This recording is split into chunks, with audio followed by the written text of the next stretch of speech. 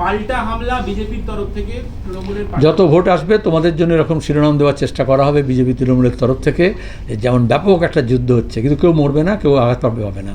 তোমরা যখন উত্তরবঙ্গে বিপর্যয় হচ্ছিল, পানির জলে মানুষ যখন ভেসে যাচ্ছিল, বৃষ্টিতে ভিজছিল, ঘর ছিল না, তখন তোমরা কলকাতা আগরতলা রিপোর্ট করছিলে।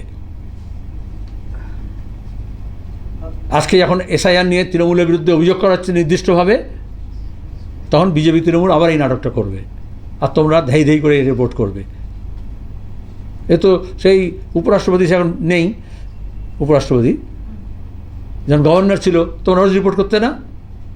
টুইট যুদ্ধ হচ্ছে রাজভবন, নবান্নর সঙ্গে রাজভবনের, সব ভঁতাবাজির মধ্যে লাভ কি? মিডিয়া ইটসেলফ রুইন দেমসেলস এই করে। অসংখ্য মানুষের দুর্দশা হচ্ছে রাজ্যে, এই এসআইআর নিয়ে হচ্ছে। আতঙ্কিত মানুষ। সেখানে বিজেপি তৃণমূল ইচ্ছে করে এরকম আরও নানান অঙ্কের নাটক করবে, যেখানে দাঁড়িয়ে মানুষের আতঙ্ক আরও বেড়ে যায়, এবং নিরপেক্ষভাবে নিশ্চিন্তে যাতে লোকে ভোটাধিকার প্রয়োগ না করতে পারে, ভোটার লিস্টে নাম না তুলতে পারে, তার ব্যবস্থা করবে। এই সম্পর্কে আমাদের সজাগ এবং সতর্ক থাকবে। বামপন্থী কর্মীরা সতর্ক আছে, সজাগ আছে।